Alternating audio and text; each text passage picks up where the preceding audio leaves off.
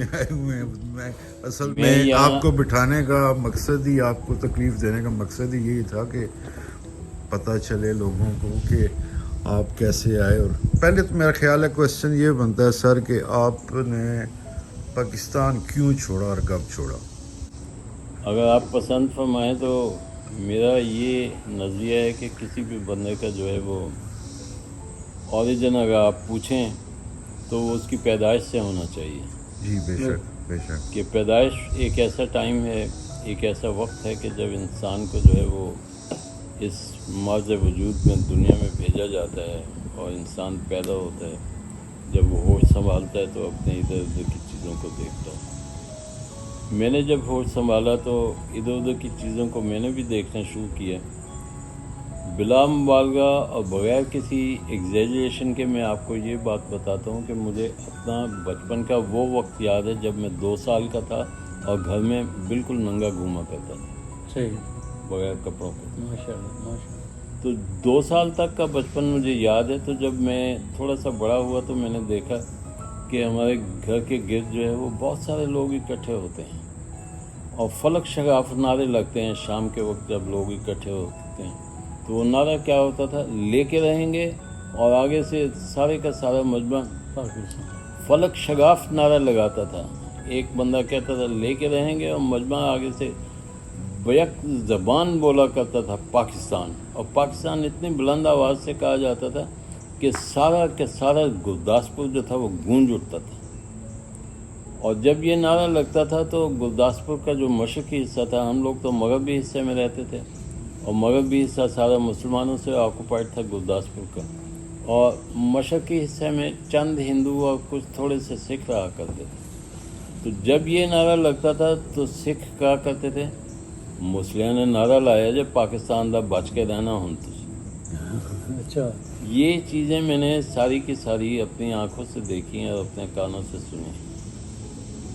گرداسپور میں مسلم لیگ کے اور مسلمانوں کے پاکستان کی فیور میں جو جلوس نکلا کرتے تھے وہ سب کے سب میں نے اپنی آنکھوں سے دیکھے.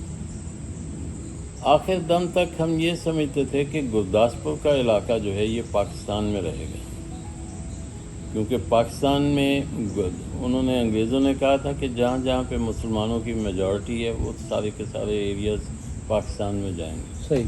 اور گرداسپور میں تو بڑی پکی میجورٹی تھی, مسلمانوں کی اکثریت تھی. پھر یہ ہوا کہ 14 اگست 1947 کو ہم لوگ اپنے کوٹھی میں بیٹھے ہوئے تھے اپنے گھر میں. تو میرے ابا جو تھے وہ اس وقت دلی میں گئے ہوئے تھے. وہ دلی میں اس لیے گئے تھے کہ وہاں پہ ایک تقسیم ملک کے وقت ایک انگریزوں نے باؤنڈری کمیشن بنایا تھا. اس باؤنڈری کمیشن میں 12 وکلاء تھے. اچھا.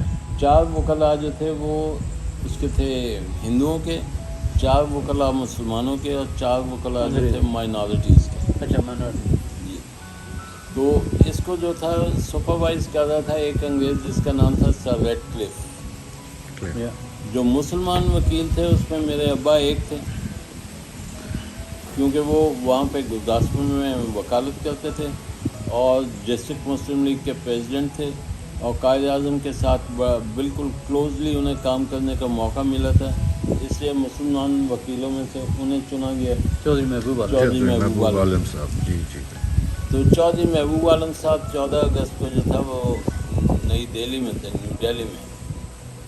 تو آپ نے ایک فلم سٹار کا نام سنا ہوگا, دیوانند. جی جی بالکل. دیوانند کے والد جو پشوری نند تھے وہ ہمارے نیکسٹ ڈور نیبر تھے, اور دیوانند اور یہ سب لوگ جو تھے, اس کا بڑا بھائی چیتانند, یہ سب ہمارے پڑوسی تھے گرداسپور میں. صحیح. تو Devanand is from Gurdaspur originally. پھر یوں ہوا کہ ہم لوگ بیٹھے ہوئے ہیں 14 اگست کو اور بڑے خوش ہیں کہ گرداسپور پاکستان میں ہے اور ہمیں کہیں ہجرت کرنے کی ضرورت نہیں ہے, تو ہمارا گھر جو ہے یہ پاکستان میں ہے, اب سے ہم پاکستانی ہوں گے. لیکن کوئی تقریباً 1:30-2 بجے کے قریب بعد دوپہر چیتانند بھاگتا ہوا ہمارے گھر آیا. دیوانند کا بڑا بھائی.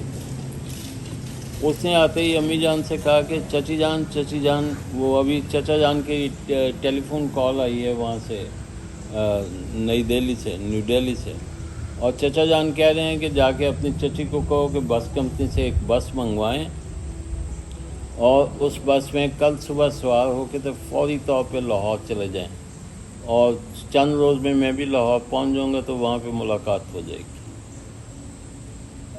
وہاں پہ ایک بس کمپنی ہوتی تھی جس میں ابا جان نے اپنا شیئر ڈالا ہوتا تھا اس بس کمپنی میں۔ ہم نے ایک ملازم کو بھیجا کہ جا کے انہیں کہو کہ ایک بس بھیج دیں صبح کو، تو انہوں نے کہا کہ نو پرابلم، صبح 6 بجے بس آپ کے گھر کے سامنے کھڑی ہوگی۔ وہ بس صبح ہماری کوٹھی کے گیٹ کے سامنے آن پہنچی۔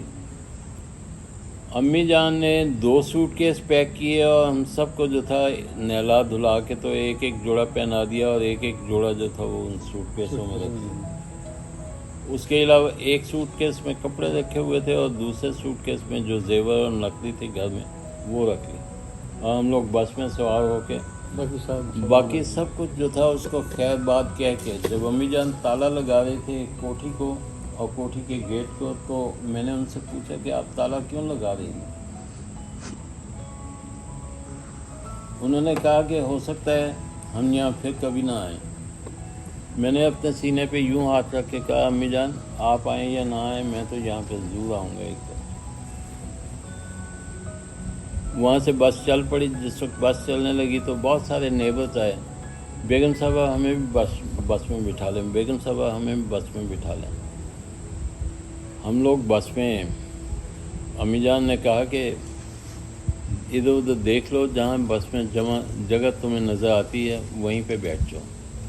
جس وقت بس چلی تو بس اس طرح سے پیک تھی جس طرح کہ ایک گڑوی کے اندر آپ نے جامن پیک کیے ہوئے ہیں۔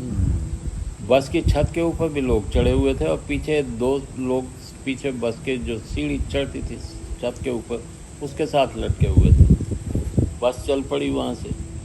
راستے میں کیا کیا ہوا اگر میں وہ بیان کرنا شروع کر دوں تو یہ سارے کا سارا آج کا پروگرام اسی کی نظر ہو جائے گا، لیکن میں آپ کو مختصر طور پہ یہ بتاؤں گا کہ اس بس پہ کئی حملے ہوئے، اور ہر حملوں میں سے میں یہی کہوں اگر کہ معجزانہ طور پہ اللہ تعالیٰ نے ہم کو بچایا تو اس میں کوئی مبالغے کی بات نہیں ہے۔ اگر نہ بچے ہوتے تو آج یہاں پہ یہ کام نہ ہو رہا ہوتا۔ راستے میں ایک جگہ آ کے تو ہمیں بس سے اترنا پڑا، کیونکہ آگے بہت سارا کیچڑ تھا اور لاشوں کے ڈھیر لگے ہوئے تھے، اور جس وقت ہم اتر کے کیچڑ میں چلے ہیں سہیل صاحب، ظفر صاحب، وہ کیچڑ مٹی اور پانی کا نہیں تھا، وہ کیچڑ خون اور مٹی کا تھا۔ آپ نے کبھی دیکھا خون اور مٹی کا کیچڑ؟ آپ کو پتہ نہیں۔ اور دونوں طرف جو تھا عورتوں کی، برہنہ عورتوں کی لاشیں، اور ان کی فروج میں درانتیاں گھسائی ہوئی، مردوں کے اعضاء کاٹ کے تو ان کے منہ میں ٹھوکے ہوئے، اور آنکھوں سے نکال کے تو باہر کوئی یوں لٹکائی ہوئی، عورتوں کی بھی مردوں کی بھی۔ یہ وہ سین ہیں جنہیں میں آج تک نہیں کبھی بھولا۔ پاکستان کیا ہے، پاکستان کیسے بنا ہے، اس میں کیسے پہنچا ہے، یہ میں جانتا ہوں یا میرا دل جانتا ہے۔ آج کل کے یہ جو سیاسی مبصرین ہیں، میں کسی کا نام نہیں لینا چاہتا، لیکن آپ کو پتہ ہے جو پاکستان کے بڑے ہمدرد اور ٹھیکیدار بنے پھرتے ہیں، انہیں کیا پتہ ہے پاکستان کیا ہے اور یہ کیسے لیا گیا تھا؟ کسی بندے کو اگر یہ پتہ ہو کہ پاکستان کیا ہے، یہ کیسے لیا گیا ہے، تو جتنی حرمزدگیاں وہ پاکستان کے ساتھ کر رہے ہیں، خواہ وہ کوئی سیاستدان ہے یا کوئی ملا ہے یا کوئی بڑے کا بڑا لیڈر ہے یا کیا ہے، یہ ایسی حرکات کبھی نہ کرتے اگر ان کو یہ پتہ ہو۔ پھر پاکستان میں آگے کچھ دن ہم لاہور میں رہے۔ وہاں پہ اس وقت جو تھا وہ سردار عبدالرب نشتر جو تھے وہ گورنر تھے پنجاب کے۔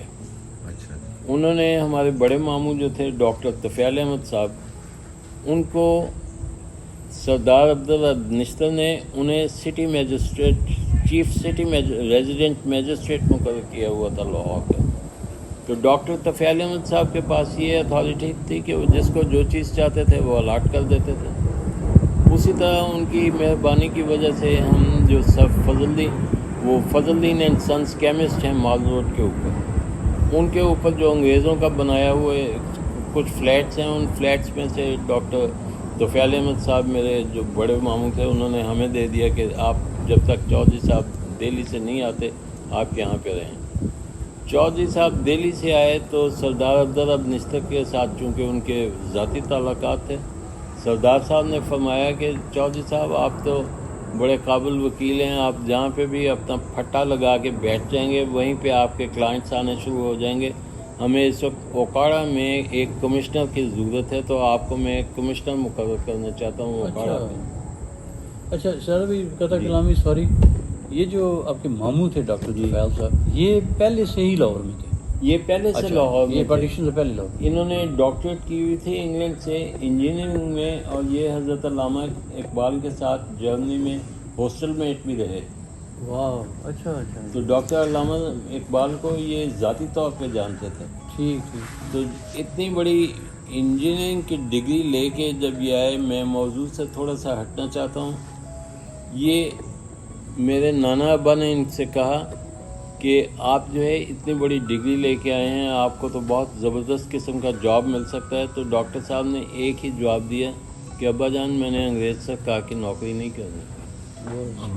नाना अब्बा ने सर पकड़ लिया कि मैंने इतनी इस ज़माने में तुम्हें इंग्लैंड भेज के, यहाँ से खर्चा भेज के तुम्हें इतने साल पढ़ाया, और मुझे अगर ये पता होता कि तुमने नौकरी नहीं करनी है तो मैं यही कहता, बेटा अगर लोहा ही कूटना है तो यहाँ बैठ के कूटो। उन्हीं डॉक्टर तफ़ैल साहब की मेहरबानी थी कि मियाँ नवाज शरीफ के वालिद मियाँ शरीफ, जो नाना अब्बा के पास काम सीखने के लिए अमृतसर में आया करते थे, उन्होंने आके तो डॉक्टर तफ़ैल साहब के साथ सामने मिन्नत खुशामद की कि देखें बाबूजी, आप इतने बड़े अफसर लगे हुए हैं, हमें कोई टूटा फूटा कारखाना अलॉट कर दें जहाँ पे हम अपना लोहा कूटने का काम कर सकें। ये आप शरीफ साहब की बात जी, कर रहे हैं? नवाज शरीफ? मियाँ नवाज शरीफ की बात कर रहा हूँ मैं। यानी सर वाले साहब? मियाँ नवाज शरीफ को तो मैं उस ज़माने से जानता हूँ। ये जब 10 साल का बच्चा होता था, हमारे गुलबर्ग वाले घर में, नाना अब्बा के घर में, वहाँ पे आया करता, डॉक्टर तफ़ैल साहब के घर में, वहाँ पे आया करता था, और निकर पहनी होती थी, और घर में घुस के जो चीज़ें इसको नज़र आती थी तोड़ फोड़ कर देता था। तो छोटे मामू ने इसका जैसे पाकिस्तान का हाल किया है जी इन्होंने। ये डॉक्टर तफ़ैल साहब ने इस नवाज शरीफ का नाम बदमाश शरीफ रखा होता था। सही। अच्छा, अच्छा, आपके मामू ने? जी, इस तरह मैं बाद में आता हूँ। तो मैं आपसे ये अर्ज़ कर रहा था कि सरदार निश्तर के कहने पे अब्बा जान जो था वो ओकाड़ा शिफ्ट हो गए, तो हमने ओकाड़ा में रहना शुरू कर दिया। मैंने पहली जमात जो थी वो तो इंडिया में पास कर ली हुई थी। एक्चुअली मैं दूसरी जमात में जाने वाला था, लेकिन बीच में ये जो 1 साल का गैप आया, मुझे फिर पहली जमात में ओकाड़ा में दाखिल कराया गया। अच्छा, पहली से 10वीं जमात तक मैं ओकाड़ा में रहा। वहाँ पे देखा तो मैं ये बात बताऊँगा आपको कि अब्बा जान चूँकि वकील थे, तो मैं ख़ुद भी चाहता था कि मैं वकील बनूँ, लेकिन बचपन से मेरा काफ़ी ज़्यादा रुझान जो था वो मुसव्वरी, मुजस्समा साजी, एरोप्लेन मॉडलिंग, गाड़ियाँ चलाना, गाड़ियों को भगाना, ऐसी चीज़ों में मुझे बहुत ज़्यादा दिलचस्पी हुआ था। सही। और इसके अलावा अब्बा जान जो थे वो बहुत से जलसों में जाके सियासी स्पीचेस किया करते थे, और मसाजिद में जाके तो दीनी अमूर पे भी बातें किया करते थे। तो ये स्पीकिंग की जो ख्वाहिश थी कि मैं भी मुकर्रर बनूं, ये मैंने अपने वालिद से सीखा। सही। अच्छा, अब अदबियात को आप ले लीजिए। अदबियात वालिद का भी बहुत ज़्यादा उसमें दिलचस्पी थी अदबियात में, और ज़ौक़ व शौक़, और ये देखना ऐसी चीज़ों में वालिद साहब भी बड़ी दिलचस्पी लेते थे। और अम्मी जान जो थी वो भी हर तरह के अफसाने, नॉवेल्स और लिटरेचर जो था उन्होंने पढ़ा। हत्ता कि उन्होंने मंटो के कई अफसाने पढ़े थे, और उन पर बड़ा अच्छा ख़वातीन को के मुनासिब जो था वो तबसरा भी किया। अच्छा जी। तो यहाँ से ये सारी चीज़ें अल्लाह ताला ने वो मुझे भेजी कि जिसकी वजह से जो था वो मुझे ये बात समझ में आई कि मेरी मशातगी की क्या ज़रूरत हुस्न मानी को, कि मेरी मालीगिरी की असल हकीकी खुसूसन जो है उसको कोई ज़रूरत नहीं है। मशातगी कहते हैं मालीगिरी। मेरी मशातगी की क्या ज़रूरत हुस्न मानी को, कि फितरत खुद ब खुद करती है लाले की हिनाबंदी। हिनाबंदी, बेशक। میں یہ سمجھتا ہوں ساری زندگی گزارنے کے بعد کہ یہ ایک کام کے لیے، اسی کام کے لیے اللہ تعالیٰ نے ابتدا سے میری ٹریننگ کی. تو جس وقت میں کالج پہنچا تو پھر مجھے یہ پتہ چلا کہ مصور صرف میں ہی نہیں کرتا، مصور تو سب سے بڑا اللہ کی ذات ہے، جس نے قرآن پاک میں کہا کہ وما یصورکم فی الارحام، ہم ماؤں کے پیٹوں میں جا کے تو بہتے ہوئے پانی کے اوپر مصوری کرتے ہیں. پھر میں نے سوچا کہ دنیا میں کتنے اللہ تعالیٰ نے نقوش بنائے ہیں، مصوری کی ہے، تصویریں. پھر مجھے یہ پتہ چلا کہ 4 تصویریں جو ہیں جو اللہ تعالیٰ کی بنائی ہیں دنیا میں عظیم ترین تصویریں. 4 تصویریں. سب سے پہلی تصویر جو ہے جسے میں کہتا ہوں نقشہ اولا، وہ ہے آدم علیہ السلام کا. اس کے بعد جو ہے وہ نقشہ وسطیٰ ہے جو درمیان میں بڑا عظیم نقشہ ہے، وہ ہے سیدنا ابراہیم علیہ السلام کا. اس کے بعد ہے نقش اعظم جو سب سے اچھا، سب سے اوپر کا نقش تھا، وہ نقش اعظم ہے، وہ ہے رسول اللہ صلی اللہ علیہ وسلم کا. اس کے بعد ہے نقش عظیم. نقش عظیم جو تھا وہ سیدنا امام حسین رضی اللہ تعالیٰ عنہ. باقی تمام نقوش جو ہیں وہ ان 4 نقوش کے بعد آتے ہیں، اب وہ آپ کا نقش ہو یا میرا نقش ہو. بہرکیف یہ ساری کی ساری چیزیں زندگی میں اوکاڑا میں نے سیکھیں. اس کے بعد میں کالج گیا لاہور، جا کے تو میں نے باقی سارے مضامین بھی پڑھے. میں نے اردو بحیثیت ایک زبان کے یا ایک سبجیکٹ کے صرف 8ویں جماعت تک پڑھی تھی. اس کے بعد میں نے دیگر مضامین کی طرف توجہ دی. کالج میں جا کے تو میں نے فائن آرٹس پہ زیادہ توجہ دی. فائن آرٹس جو تھا وہ میں نے گورنمنٹ کالج لاہور سے 1963 میں B A honours in fine arts کیا. 1 سال میں نے اس کا جو تھا وہ انتظار کیا، میں نے کسی اور پڑھائی کی طرف توجہ نہیں دی. 1964 کے جو تھا وہ مڈل میں نے لاء کالج لاہور میں داخلہ لیا. ابھی لاء کالج جاتے ہوئے مجھے 1.5 مہینہ ہوا تھا تو ابا جان کی وفات ہو گئی ان expectedly. He had a stroke and he died at the age of 52. نتیجہ یہ ہوا کہ مجھے لاء کالج چھوڑنا پڑا. جس وقت لاء کالج میں نے چھوڑ دیا تو میرے سب سے بڑے بھائی محمود عالم جن سے آپ ملے ہوئے، وہ یہاں پہ پڑھتے تھے، وہ international air and space law میں LLM کر رہے تھے. اچھا. تو وہ پاکستان واپس آ گئے. انہوں نے واپس آ کے تو مجھے کہا کہ دیکھو ہم اس طرح سے ماشاءاللہ لارج فیملی ہیں، we are 7 brothers and 5 sisters and I am number 3 among them. تو کہنے لگے کہ تم اگر امریکہ چلے جاؤ تو وہاں پہ جا کے آرٹ فیلڈ میں کوئی جاب ڈھونڈو، تمہیں اگر اچھا جاب مل جائے گا، میں یہاں پہ کوئی جاب میں یہ کروں گا، تو اس طرح سے مل جل کے ہم اپنی فیملی کو چلتا رکھیں گے. صحیح. ان کے کہنے پہ جو تھا پھر اللہ تعالیٰ نے مجھے توفیق دی. اس وقت میری عمر ساری کیا تھی، 22 برس کا تھا میں. تو میں وہاں سے بائی کار جرمنی آیا. اچھا، بائی روڈ. By road